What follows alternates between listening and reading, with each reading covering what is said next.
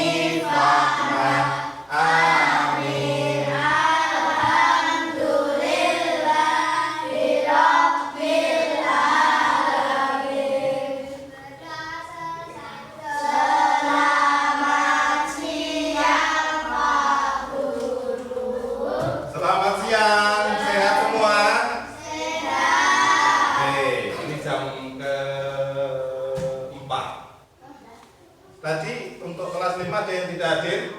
Ada. Siapa? Sanu. Kenapa Sanu? Konser. Oh, sakit ya?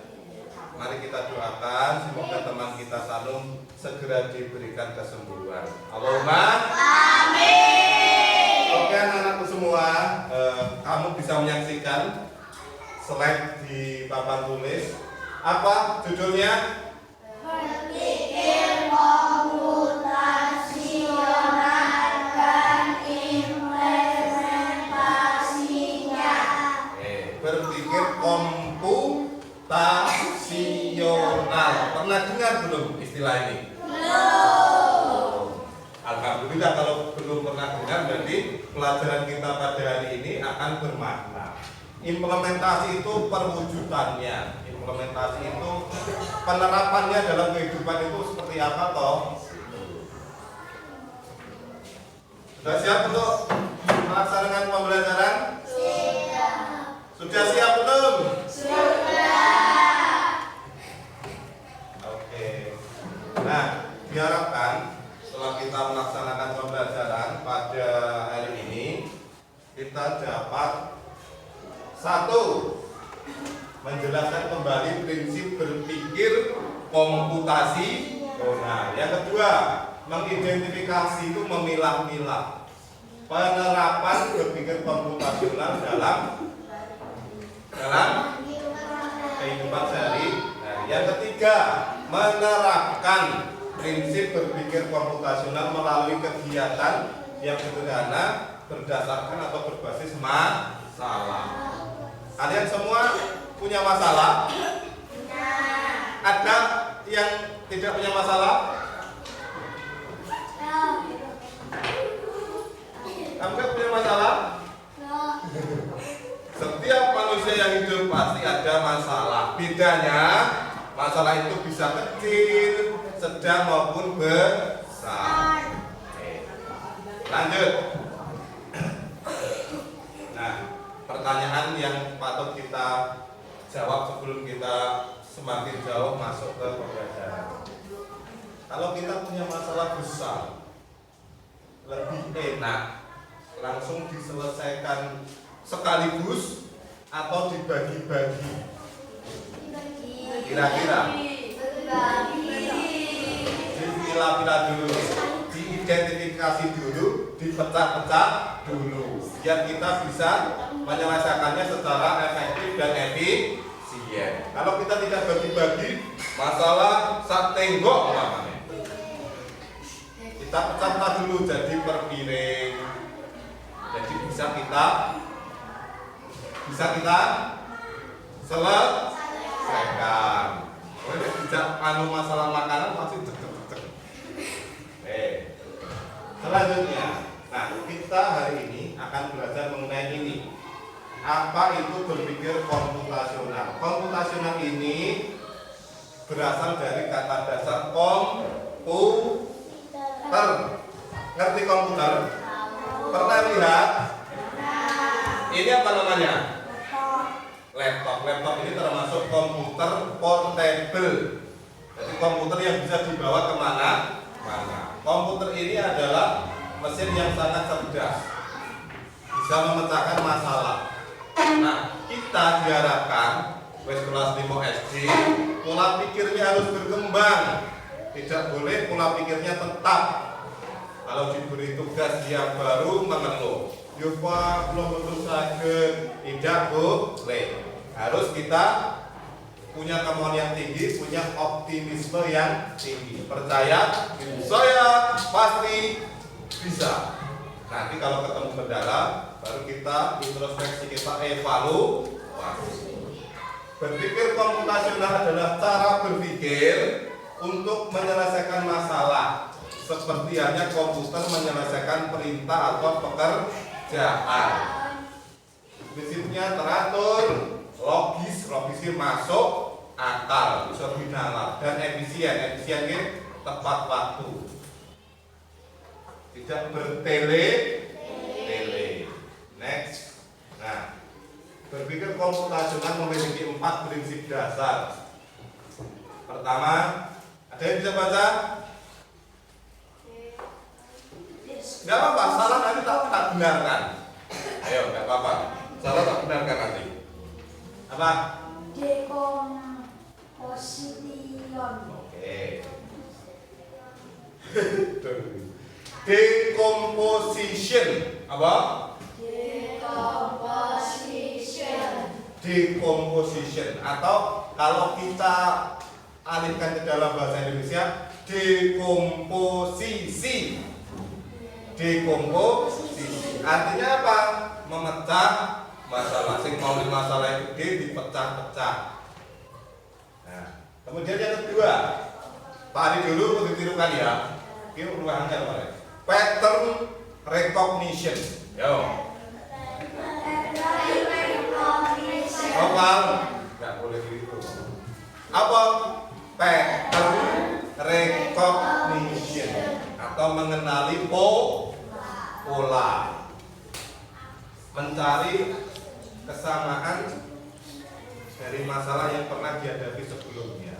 Dan yang ketiga, abstraction atau abstraksi.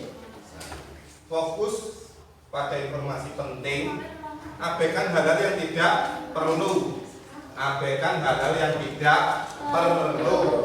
Kemudian yang terakhir, yang keempat, algoritma, menyusun langkah-langkah yang sistematis. Langkah-langkahnya teratur. Untuk apa tujuannya? Menyelesaikan masalah. Lanjut. Nah, ini contoh penerapannya dalam kehidupan sehari-hari. Prinsip yang pertama, dekomposisi. Yang pertama, membuat jadwal belajar. Kamu pernah membuat jadwal belajar? Pernah? Nah, penjelasannya adalah jadwal dipecah dulu. Jadwal itu ada banyak toh. Mana jadwal kalian? Belum ditempel ya? Jadwal kan ada 1 minggu lah itu, Senin sampai Sabtu. Nah, itu dipecah-pecah dulu. Belajarnya berdasarkan apa? Contohnya berdasarkan mata pelajaran. Lalu yang kedua, memecahkan soal cerita menggunakan metode atau prinsip pengenalan pola. Jadi misalkan kamu ada soal yang baru, gitu, kamu cari dulu.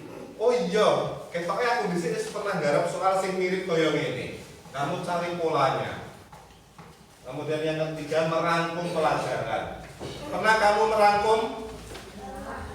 Meresum gitu ya. Yang kamu rangkum biasanya apa? Ya, maksudnya misalnya materi 1 lembar, yang kamu tulis itu hal-hal yang bagaimana? Yang penting, atau ide pokok, atau gagasan utama. Itu masuk dalam prinsip abstraksi. Lalu yang keempat, menyapu halaman. Ada yang pernah menyapu halaman? Sudah? Kalau menyapu piring, ngerti menyapu piring? Tadinya piring ada nasi, ada lauk, lalu kamu ambil sendok, kamu sapu makanan itu ke dalam mulut. Pernah ya? Nah, itu pun juga bisa kita gunakan prinsip algoritma. Jadi langkah-langkah konkret. Contoh ini yang pertama diambil apa ini? Ambil sapu, lalu kumpulkan. Mengumpulkan jauh pakai tangan apa pakai sapu? Ya, pakai sapu. Lalu buang ke tempat sampah, ke tempatnya. Oke. Next. Nah, kita nanti akan diskusi kelompok. Pak Ali sudah bagi ini menjadi 3 kelompok. Berhubung tadi teman kita Sanung tidak masuk karena sakit, maka untuk yang kelompok 2, 3 anak. Gak apa-apa ya.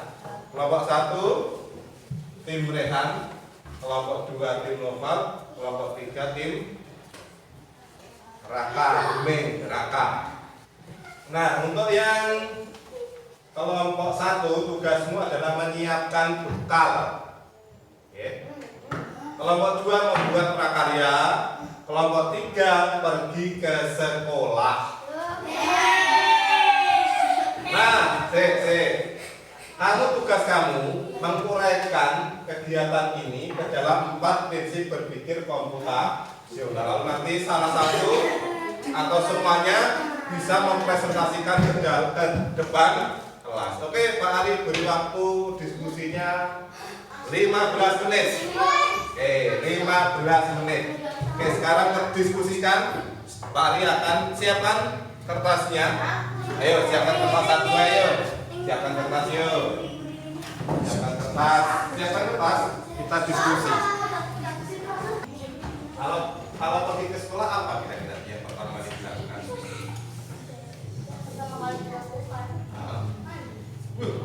Wah, terlalu jauh. Kira-kira apa pertama kali? Naik roti apa? Kalau mau berangkat sekolah, pertama kali yang kamu lakukan apa? Pergi ke sekolah, naik wis bote terus apa? Yo kan tekan sing lo lagi turun, nek ora makan terasa pon madep. Nah, nek wis tekan lagi turun. Oke, waktu diskusi habis.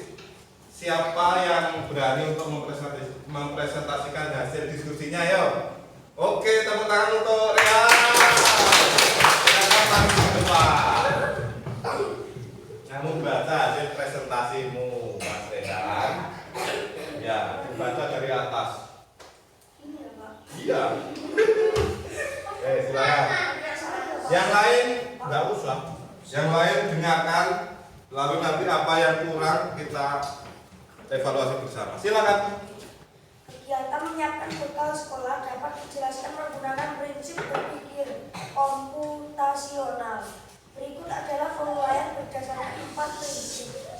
1. Memecah masalah. Memecah kegiatan besar menjadi langkah-langkah kecil. Menentukan bekal. 2. Menyiapkan bahan makanan. 3. Memasak atau mengolah makanan. 4. Menyiapkan tempat makan dan minuman. 5. Mengemas bekal ke dalam tas. 4. Algoritma. Menyusun langkah-langkah atau instruksi agar kegiatan berjalan lancar. Contoh langkah-langkah. 1. Tentukan menu yang akan dibawa. 2. Ambil dan siapkan bahan makanan. 3. Masak atau siapkan bekal.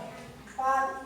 Dinginkan makanan bila perlu. 5. Masukkan makanan ke wadah. 6. Tambahkan alat makan jika perlu. 7. Masukkan waktu ke dalam tas bekal. Sudah?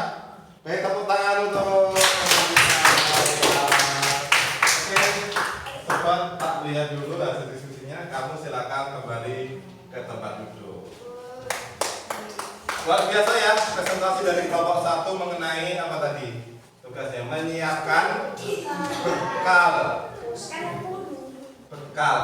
Siapa yang tadi pagi membawa bekal? Nggak ada. Berarti jajan semua. Misalkan besok kamu mau bawa bekal. Oke. Kelompok 1 tadi menyampaikan pertama kali adalah memecah masalah atau dekomposisi. Ya. Pertama kelompok C menunya apa yang mau disiapkan? Misalkan nasi goreng. Berarti apa? Nasi goreng harus ada apa dulu? Harus ada nasi. Terus wadah ini mau pakai apa? Kira-kira kalau ke sekolah pakai rantang, pakai apa kira-kira? Biar praktis. Hah? Jangan sebut merek. Ya pakai wadah kalau nasi pakai merek. Ya. Kalau dimasukkan ke dalam kantong plastik atau dipegang, dipegang takutnya jatuh terus anjar segani dadi salatan. Kemudian yang kedua adalah mengenali pola. Apa? Yo yang lain aja lah. Apa? Gimana? Mau ke belakang? Ya wes silakan. Jangan lupa disiram yang bersih ya. Aneh. Oke anak-anak, sekarang kita lihat. Ini sudah kita laksanakan untuk tugas kelompoknya. Nah, refleksinya kita setelah pembelajaran yang kita laksanakan pada siang hari ini, mari kita berefleksi. Apa? Apa manfaat dari membiasakan berpikir secara teratur? Apa? Kalau kita berpikirnya sudah teratur, runtut, sistematis, logis, cuma apa? Pekerjaan menjadi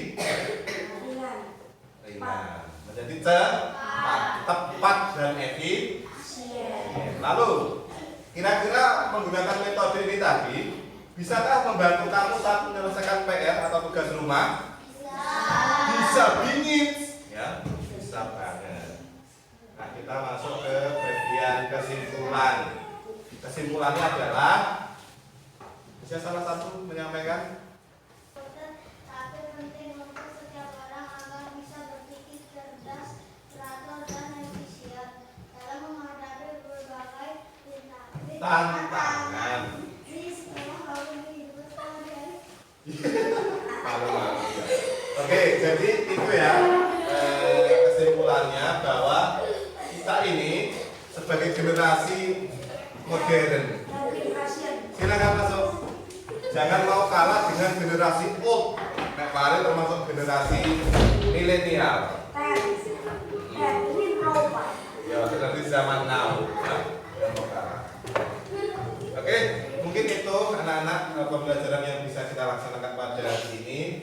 Terima kasih. Kemudian kamu di rumah, Pak Ali beri tugas, kamu cari contoh-contoh penerapan berpikir komputasional dalam kehidupan sehari-hari. Kelompoknya masih tetap yang ini tadi. Kamu cari contoh-contoh penerapan berpikir komputasional dalam kehidupan sehari-hari.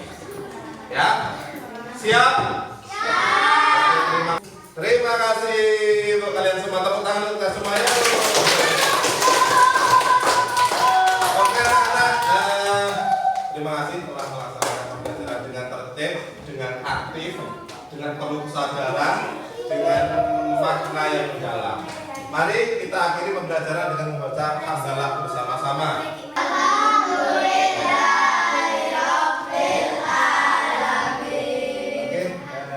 Silakan ketua untuk menyiapkan kita pulang sekolah.